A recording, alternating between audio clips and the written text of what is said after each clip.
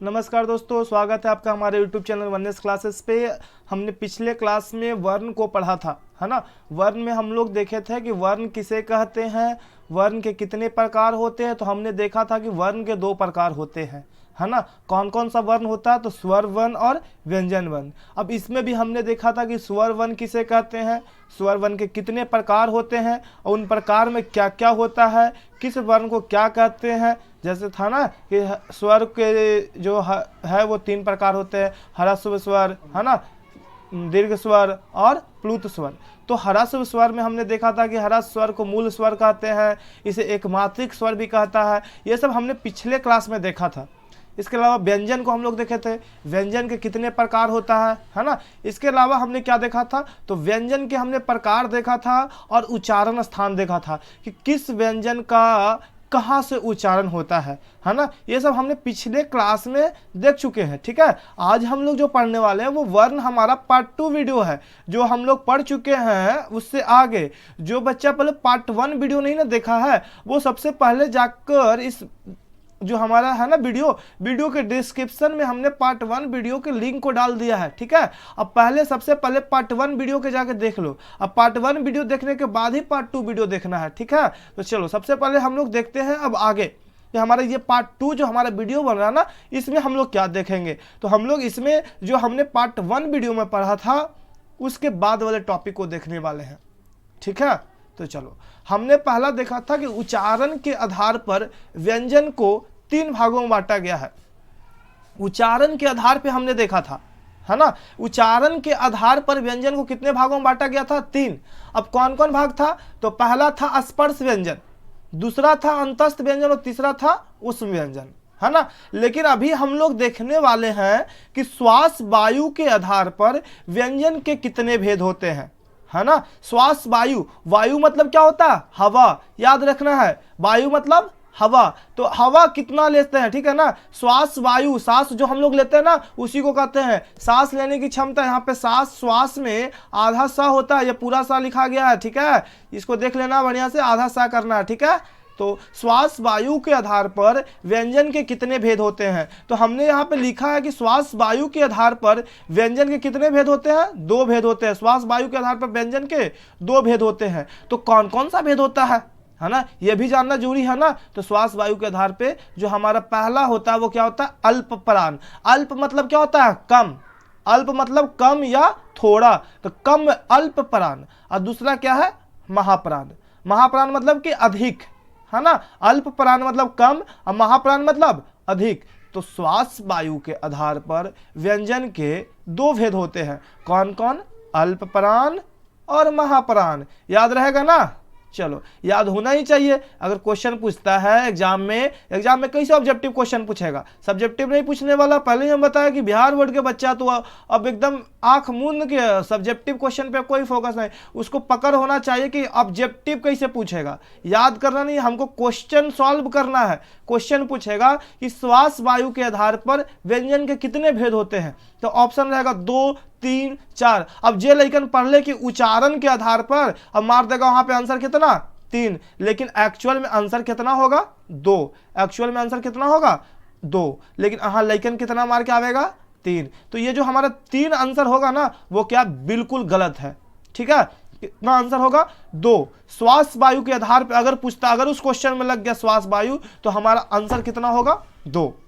श्वास वायु के आधार पर व्यंजन के 2 भेद होते हैं। लेकिन अगर इसके जगह उल्टा पूछ दे कि उच्चारण के स्थान पे, जैसे क्वेश्चन आ गया कि उच्चारण, जो उच्चारण शब्द है ना, उच्चारण ऐसे समझना कि उच्चारण है ना, थोड़ा ज्यादा खींच रहा है, मतलब कि 3। उच्चारण के आधार पर 3 और श्वास वायु के आधार पर 2। याद रहेगा। चलो, तो पहला हमने देखा था अल्प प्राण, दूसरा महाप्राण। अब हम लोग देखेंगे कि अल्प प्राण किसे कहते हैं, है ना। आखिर अल्प प्राण किसी को कहते हैं ना, अल्प प्राण के तहत क्या क्या आता है ना। तो इसका हम अल्प प्राण की परिभाषा, एग्जाम्पल, इसकी संख्या, ये सब देखने वाले हैं, ठीक है। तो चलिए आगे बढ़ते हैं। हमने यहाँ पे अल्प प्राण का परिभाषा लिखा है कि जिन वर्णों के उच्चारण में श्वास, देखिए यहाँ पे भी श्वास जो है ना टाइप करने में पूरा सा लिखा गया, आधा सा होगा, ठीक है। तो जिन वर्णों के उच्चारण में श्वास मतलब कि वायु, हवा, है ना, जो हम लोग सांस लेते हैं, जो ऑक्सीजन लेते हैं, है ना। अभी क्या हो रहा है कि देश में पूरा कोरोना महामारी चल रहा है ना, तो इसलिए स्कूल कोचिंग तो बंद है। अब जे मरीज के ज़्यादा भी न्यूज में जो लेकिन देख रहा होगा उसको पता होगा कि अभी सांस के बड़ी दिक्कत चल रहा है पूरा देश में, है ना। ऑक्सीजन की बहुत ही ज़्यादा दिक्कत चल रही है, किल्लत चल रही है। तो वही यहाँ पे बोल रहे हैं हम श्वास, श्वास मतलब कि ऑक्सीजन हवा, ठीक है, वायु। तो जिन वर्णों के उच्चारण में श्वास मतलब कि वायु की मात्रा कम होती है तो उसे क्या कहते हैं, अल्प प्राण कहते हैं।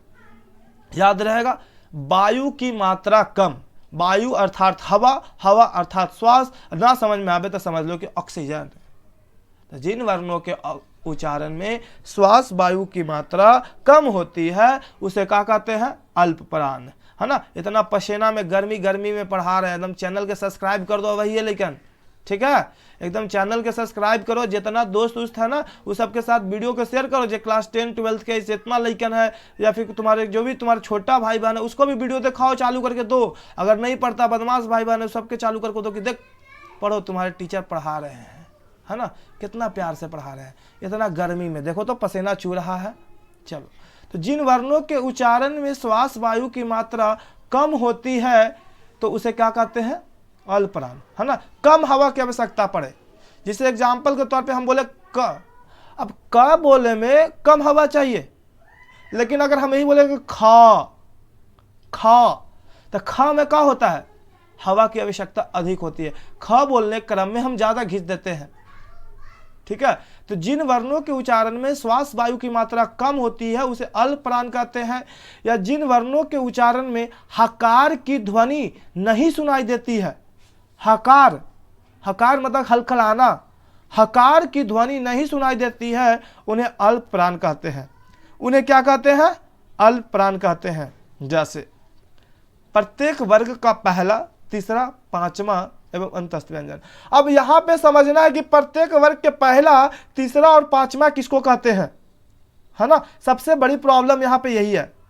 अभी इसे देख के नहीं समझ में आएगा कि पहला तीसरा पांचवा मतलब क्या, पहला तीसरा पांचवा मतलब कि क्या होगा, नहीं समझ में आ रहा ना। अभी हम लोग देखते क्या होता है अंतस्थ व्यंजन। अब बताओ, अंतस्थ व्यंजन तो हम समझा चुके हैं।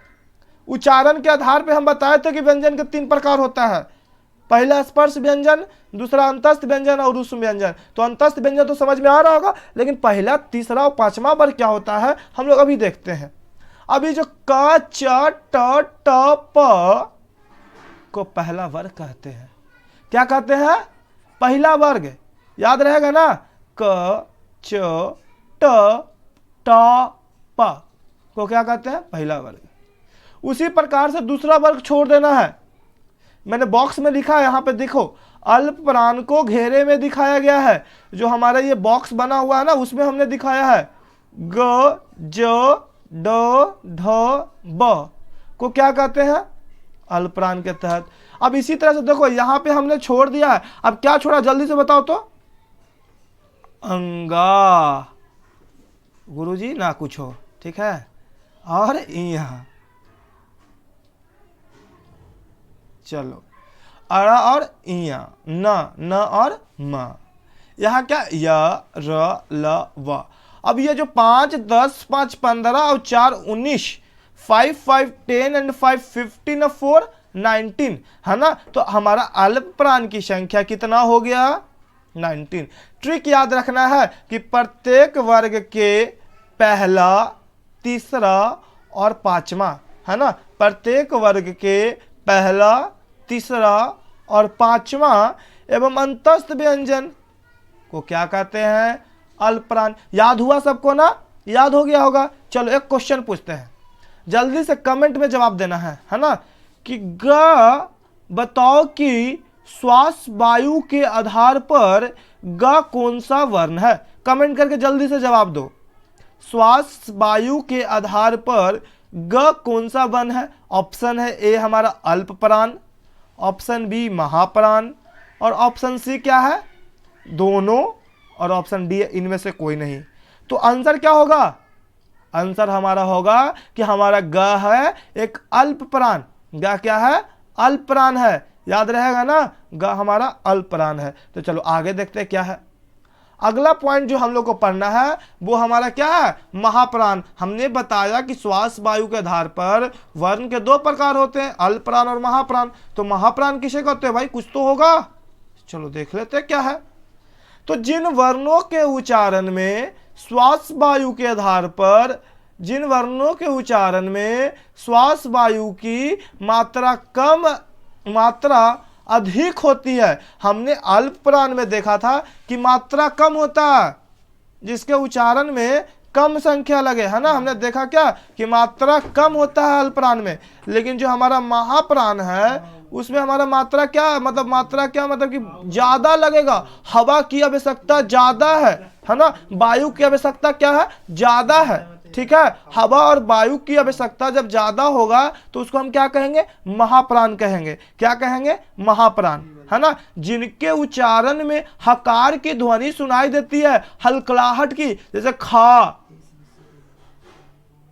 जिनके उच्चारण में हकार की ध्वनि सुनाई देती है तो उसे क्या कहते हैं, महाप्राण कहते हैं। याद रहेगा, बोलो, है ना। सबको याद होना चाहिए कि नहीं होना चाहिए, होना चाहिए। तो चलो याद कर लो जल्दी से, तो याद कर लो एक बार फिर से कि जिन वर्णों के उच्चारण में श्वास वायु की मात्रा कम या कम नहीं अधिक, जिन वर्णों के उच्चारण में श्वास वायु की मात्रा अधिक होती है या जिनके उच्चारण में हकार की ध्वनि सुनाई देती है उसे महाप्राण कहते हैं। जैसे प्रत्येक वर्ग का दूसरा एवं चौथा एवं उसमें व्यंजन, काहे नौटंकी कर रहा है, प्रत्येक वर्ग के दूसरा चौथा एवं उस व्यंजन। अब दूसरा चौथा एवं उस व्यंजन किसको कहते हैं भाई, दूसरा में देखो ख, छ, ठ, ठ, फ, याद होना चाहिए। दूसरा मतलब, है ना, घ, झ, ढ, ढ, भ, घ, झ, ढ, ढ और भ, श, श और ह। अब ये जो हमारा हो गया ना, इसको हम क्या कहते हैं, महाप्राण, मतलब दूसरा वर्ग, चौथा वर्ग और ऊष्म व्यंजन। महाप्राण की संख्या कितनी होती है, 14। चलिए दोस्तों, तो हम लोग देखते हैं महाप्राण, है ना। महाप्राण को इस घेरे में दिखाया गया है। अभी जो ख, छ, ठ, ठ और फ है, या घ, झ, ढ, ढ और भ है, उसको क्या कहते हैं, महाप्राण। महाप्राण की संख्या कितनी है, 14। याद रहेगा ना, महाप्राण की संख्या 14। हमको बहुत गर्मी लग रहा, तो नहीं चैनल सब्सक्राइब करो जल्दी जल्दी। हम इतना गर्मी में पढ़ा रहे हैं और तुम लोग चैनल सब्सक्राइब नहीं करेगा तो कैसे काम चलेगा। चैनल सब्सक्राइब करना, वीडियो के दोस्तों के साथ शेयर करो, जितना भी तुम्हारा क्लासमेट है, जितने भी तुम्हारे भाई बहन है, सबको दिखाओ। ये हिंदी ग्रामर है, इसको से कोई मतलब नहीं कि क्लास 10 के बच्चा देखेगा, क्लास 12 के बच्चा देखेगा, ये क्लास 4-5 के भी बच्चा देखेगा, उसको समझ में आवेगा, ठीक है। इसलिए एकदम शेयर करो, दिखाओ दोस्तों को, भाइयों को कि कैसे वीडियो पढ़ाई होता है ना। ऑनलाइन क्लास में कैसे नहीं समझ में आवेगा, ऑनलाइन क्लास में समझ में आवेगा और समझावेंगे, ठीक है। इसलिए दिखाओ, जो कहता है कि ऑनलाइन क्लास में नहीं समझ में आता उसको वीडियो दिखाओ। कहा नहीं समझ में आता भाई, समझ में आवेगा, बढ़िया से खाई देखे तो वीडियो। चलो आगे हम लोग देखते हैं क्या है। आगे हमारा दूसरा आ जाता है, हम लोग पहले देखे थे कि उच्चारण के आधार पर, दूसरा हमने देखा श्वास वायु के आधार पर। अब तीसरा जो हमारा है ना, वो है स्वर तंत्रियों के आधार पर। स्वर तंत्रियों में कंपन, कंपन मतलब कि डोलना, हिलना, जो हमारे शरीर में जो हमारा स्वर तंत्रियां, जहां से हमारी आवाजें निकलती है। बताओ, अपना आवाज कहां से निकलता है, स्वर तंत्र से। अभी जो हमारा आवाज निकालने की जो हमारा स्वर तंत्र है यहाँ, उसी के आधार पे हमको देखना है उसमें कंपन कैसे होता है। स्वर तंत्रियों में कंपन के आधार पर संपूर्ण स्वर एवं व्यंजन को यहाँ पे ध्यान देना है। पिछला हमने उच्चारण के आधार पर या फिर जो हमने श्वास वायु के आधार पर देखा, उसमें हमने केवल व्यंजन को देखा था, लेकिन इसमें देखना है कि इसमें हमने बता रहा कि संपूर्ण स्वर और व्यंजन क्या है, संपूर्ण स्वर या व्यंजन दोनों, स्वर या व्यंजन को दो भागों में व्यक्त किया गया। एक में खाली व्यंजन वर्ण नहीं है या स्वर वर्ण नहीं है, इसमें दोनों इंक्लूड है।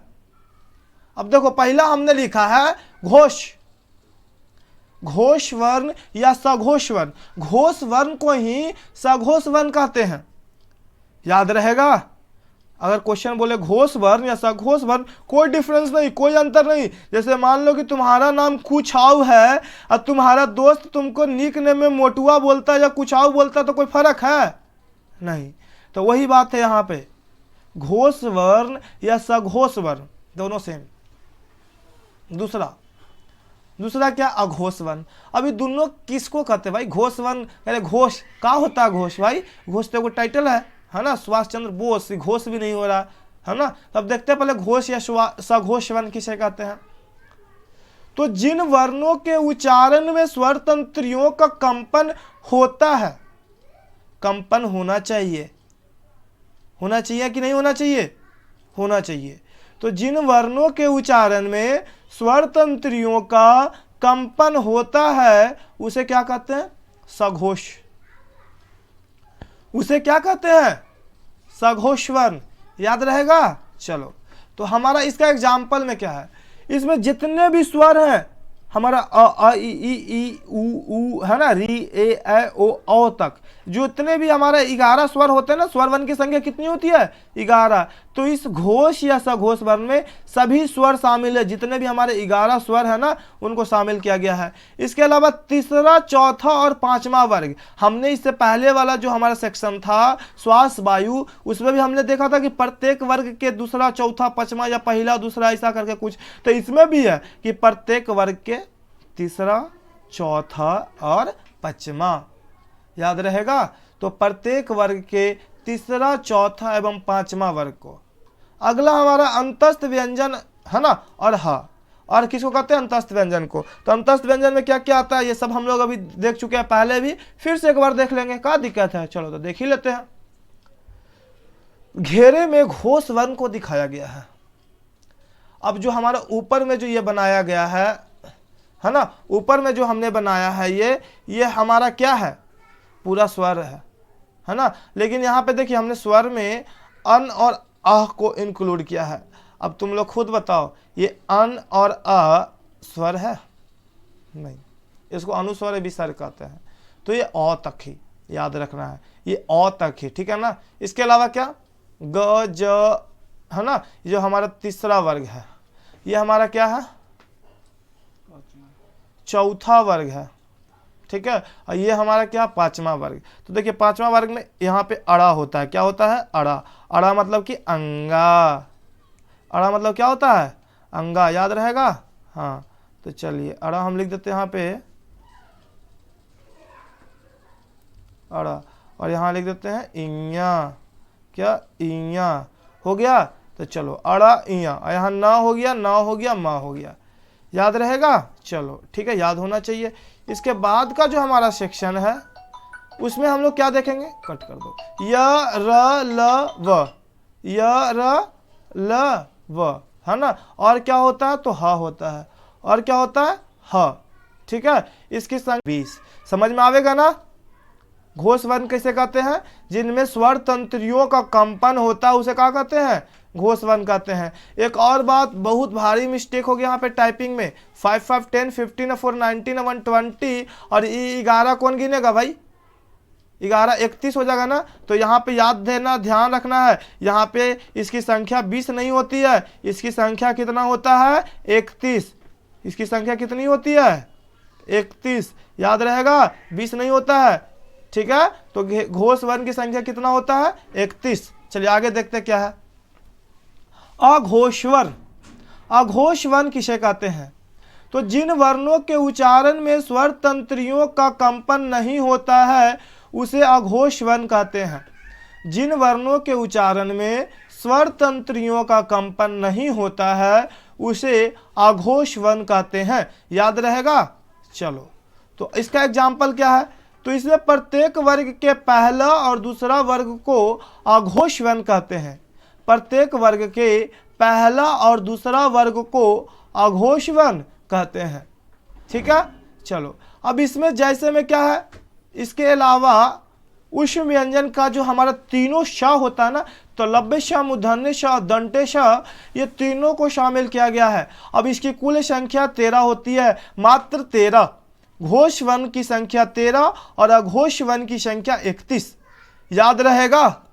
चलो याद होना चाहिए। तो हमने अभी तक पूरा देख लिया, पूरा वर्ण को हम लोग कंप्लीट कर चुके हैं। इसमें 10th 12th कंपटीशन 4 5 कोई भी क्लास के बच्चा का होल सिलेबस हमने वर्ण का कंप्लीट किया है। अब इसमें कोई भी सेक्शन हमने नहीं छोड़ा है। लेकिन ये जो हमारा पार्ट 2 वीडियो के बाद एक पार्ट 3 वीडियो भी आएगा। अब आप लोग के कन्फ्यूजन शुरू हो गया कि भाई पार्ट 3 वीडियो किस सेक्शन से आएगा? पूरा वर्ण खत्म हो गया तो पार्ट 3 वीडियो वर्ण के कैसे आ सकता आएगा? तो पार्ट 3 वीडियो आप लोग का टेस्ट होगा, ऑनलाइन टेस्ट, है ना। अब ऑनलाइन टेस्ट कैसे होगा भाई? हमने यहाँ पे 25 क्वेश्चन या 30 क्वेश्चन या 40 क्वेश्चन, कितना भी क्वेश्चन हम सेट करेंगे, ठीक है। अब उस क्वेश्चन में हम सेट करने के बाद आपको कमेंट करके जवाब देना होगा 10 सेकंड के अंदर में। अगर आप 10 सेकंड के अंदर कमेंट में जवाब देते हैं, आपको 10 सेकंड, हर क्वेश्चन में आपको 10 सेकंड की समय दी जाएगी। अगर आप 10 सेकंड में सही करते हैं क्वेश्चन तो आपकी सही है, ठीक है। इसके अलावा हमने अगला जो हमारा पार्ट 3 वीडियो होगा उसमें हम उच्चारण स्थान पे बहुत ज़्यादा फोकस करने वाले हैं कि किस वर्ण का उच्चारण कहाँ से होता है। एक बार पहले रिवाइज करेंगे, उसके बाद ऑब्जेक्टिव क्वेश्चन देखेंगे, ठीक है ना। तो हम लोग एक बार पुनः इसको रिवाइज कर लेते हैं कि ये क्या है, ठीक है। इसके बाद हम लोग देखेंगे कि क्या होता है। तो अब बताओ, हम लोग शुरू से चलते हैं वर्ण पे। तो वर्ण किसे कहते हैं? भाषा के मूल ध्वनि को वर्ण कहते हैं, या वैसा जिसे खंड या टुकड़ा नहीं किया जा सकता, है ना। जिसे खंड या टुकड़ा नहीं किया जा सकता वो क्या कहलाता है? वर्ण कहलाता है। याद रहेगा? जिसे खंड या टुकड़ा नहीं किया जा सकता है वो क्या कहलाता है? वर्ण, ठीक है। वो क्या कहलाता है? वर्ण कहलाता है। इसके अलावा हमने देखा कि वर्ण के कितने प्रकार होते हैं, तो 2, स्वर वर्ण, व्यंजन वर्ण। स्वर वर्ण की संख्या 11 होती है ना। स्वर वर्ण की संख्या जिसकी उच्चारण स्वतः होता है। इसी प्रकार से हमने देखा था कि स्वर वर्ण के 3 प्रकार होते हैं। अब 3 प्रकार कौन कौन होता है वो सब हमने देखा। उसी तरह से व्यंजन को देखा है कि व्यंजन वर्ण के उच्चारण के आधार पर 3 प्रकार होते हैं। कितने प्रकार होते हैं? 3 प्रकार होते हैं। उच्चारण के आधार पर व्यंजन वर्ण के 3 प्रकार होते हैं। अभी जो 3 प्रकार होते हैं कौन कौन हमने देखा था कि स्पर्श व्यंजन, अंतस्थ व्यंजन, उस व्यंजन। इसके बाद हमने देखा कि श्वास वायु के आधार पर व्यंजन के 2 प्रकार होते हैं। कौन कौन? तो अल्प प्राण, महाप्राण। इसके अलावा अभी हमने जस्ट देखा है कि कंपन के आधार पर, स्वर तंत्रियों में कंपन के आधार पर 2 प्रकार के होते हैं। क्या? कंप्लीट वर्ण, उसमें स्वर वर्ण या व्यंजन वर्ण नहीं, पूरा वर्ण 2 प्रकार के होता है। एक क्या होता है? घोष वर्ण, दूसरा होता है अघोष वर्ण। घोष वर्ण की संख्या 31 होती है और अघोष वर्ण की संख्या 13 होता है। चलिए, तो अब हम लोग देखते हैं, आगे बढ़ते हैं। अब आपका वीडियो क्या हो रहा है? एंड पे है। तो आपको हमने पहले ही बोला कि आप चैनल को सब्सक्राइब कर लो, है ना। चैनल को सब्सक्राइब करेगा तब ना आपको वीडियो मिलेगा, नॉलेजेबल वीडियो, आपके पूरे क्लास के जितना भी होल सिलेबस आपका कवर किया जाएगा, वो भी बहुत कम समय में। ऑफलाइन क्लास से स्पीड और ऑफलाइन क्लास से ज़्यादा समझ के साथ आपको शेयर किया जाएगा। 100% गारंटी है कि आपको ऑफलाइन क्लास से ज़्यादा समझ में आएगा। किसी भी ऑफलाइन आप कहीं भी पढ़ते हो उससे हमें कोई मतलब नहीं। आप ऑफलाइन क्लास, आपकी कोरोना महामारी में, इतना बड़ा कोरोना महामारी है, हर दिन 3.5 लाख लोग मर रहे हैं, मर नहीं रहे हैं, मतलब कि कोरोना से संक्रमित हो रहे हैं। अब मरने वालों की संख्या भी बहुत ज़्यादा है। अब इस महामारी में क्या कि हम लोग को बचकर ही रहना है। तो जितना ज़्यादा ऑनलाइन क्लास कीजिएगा उतना ज़्यादा बेहतर है ऑफलाइन क्लास से, है ना। तो इससे अच्छा आप लोग पूरा चैनल को सब्सक्राइब करो। अब जितना भी वीडियो आए उसको पूरा देखना है, कंटिन्यूटी के साथ देखना है, बीच में एकदम कहीं नहीं छोड़ना है, और कॉपी किताब लेकर बैठना है। कॉपी अपना नोट्स कॉपी हिंदी का ले लो और कॉपी पे लिखते चलो कि वर्ण किसे कहते हैं, वर्ण के कितने प्रकार होते हैं, क्या क्या एग्जाम्पल होता है, किस प्रकार से, जितना भी यहाँ पे दिखाया गया है ना, सबको पूरा लिखते चलना है। इसके अलावा अगर मान लो कि तो आपको नोट्स की ज़रूरत है, जिस बच्चा को नोट्स की ज़रूरत है वो इस नंबर पे संपर्क करेगा। कौन सा नंबर है भाई? 62 020। ध्यान रखना है 20 है यहाँ पे, ठीक है ना। 62 020 62 779। 627779। ठीक है, इस नंबर पे आप केवल हाय और नोट्स करके मैसेज भेज दीजिए। ठीक है ना, हाय भेज देना, अपना नाम भेज दीजिए, अपना क्लास भेज दीजिए और लिख दीजिए कि नोट्स, है ना, नीड नोट्स, नोट्स की आवश्यकता है ना। नहीं भी भेजिएगा, बस अपना क्लास और ये भेज दीजिए और नेम, हम आपको व्हाट्सएप पे मैसेज कर देंगे, सेंड कर देंगे इसका पूरा पीपीटी पीडीएफ पूरा। ठीक है, तो आपको बस इस नंबर पे मैसेज कर देना है, आपको भेज दिया जाएगा, कॉल करने की कोई आवश्यकता नहीं है। ठीक है ना, बस हाय मैसेज भेज के अपना नेम और क्लास भेज दीजिए, है ना। तो बस चैनल को सब्सक्राइब कर लीजिए, लाइक कर ले, शेयर कर दे, कमेंट करें अगर आपको किसी भी प्रकार की समस्या हो, अगर इस वीडियो में कुछ ना समझ में आया हो, है ना, तो ना समझ में आया तो बेधकड़ कमेंट करना है, कोई शर्म नहीं। ऑफलाइन क्लास में नहीं कि वो का सोचते है ना, बेंचवा पे वो का सोचते है, ओ सोच लेते कमजोर लड़का है, कोई दिक्कत नहीं है। यहाँ कोई देखे वाला तो ना है कि तुमको कोई बेइज्जती होवे के सवाल है। ठीक है, इसलिए कोई भी प्रॉब्लम है ना, कमेंट में सीधे पूछ देना है। अगला क्वेश्चन जैसे भी अगला वीडियो आवेगा, उस वीडियो में आपके कमेंट को पूरी तरह से उसके एकदम जवाब दिए जाएंगे, समझाकर पूरा एक्सप्लेन करके। अगर छोटा क्वेश्चन रहेगा तो बस कमेंट में ही जवाब दे दिया जाएगा। ठीक है, इसके अलावा क्या करना है, चैनल सब्सक्राइब करने के बाद बेल आइकन मिलता है, अब उस बेल आइकन पे क्लिक करना है और ऑल पे लिख देना, ऑल वाला जो हमारा होगा ना ऑल, उस पे क्या करना, दबा देना है। ठीक है, अब ऑल दबाने के बाद बस आप लोग ऐसे कंटिन्यूटी बनाए रखो, चैनल पे वीडियो प्रतिदिन आएगा, प्रतिदिन आपको देखना है, अपनी पढ़ाई को जारी रखना है, क्योंकि आपकी कोरोना महामारी आई है, सब कुछ बंद हो सकता है लेकिन पढ़ाई नहीं। ये बिहार बोर्ड है, बिहार बोर्ड का एग्जाम कैंसिल नहीं होता है। ठीक है ना, सीबीएसई बोर्ड नहीं हो रहा, बिहार बोर्ड कि बिहार बोर्ड सीबीएसई बोर्ड की एग्जाम क्या हो गई, कैंसिल हो गई, लेकिन बिहार बोर्ड का एग्जाम कैंसिल हुआ नहीं। हमारे बिहार बोर्ड के जो अध्यक्ष है ना नंद किशोर, वो कभी कुछ कैंसिल नहीं कर सकता है। ठीक है ना, हमेशा हर साल कुछ ना कुछ अपडेशन होता है, इसलिए तैयारी पे जो फोकस नहीं रखना, ऐसा नहीं सोचना कि हमारा एग्जाम कैंसिल हो जाएगा, बिल्कुल नहीं होगा। 100% हम करेंगे नहीं, एग्जाम कैंसिल होगा कभी नहीं, बिहार बोर्ड है ये। ठीक है ना, इसलिए अपना तैयारी रखो, एग्जाम कैंसिल हो जाएगा तो उससे क्या है, आपका नॉलेज बनेगा, है ना। इसलिए आपको एकदम पूरा वीडियो देखना, कंटिन्यूटी बना के 100% गारंटी है कि पूरा सिलेबस कंप्लीट किया जाएगा और आप ही टॉपर हो। जो लेकिन पूरा वीडियो देख रहा कंटिन्यूटी ना, वो बच्चा पक्का आगे चल के बढ़िया नंबर लावेगा। ठीक है, इसलिए चैनल के सब्सक्राइब कर देना, लाइक करना, शेयर करना, कमेंट करना, बेल आइकन दबाना है। ठीक है दोस्तों, तो गुड बाय।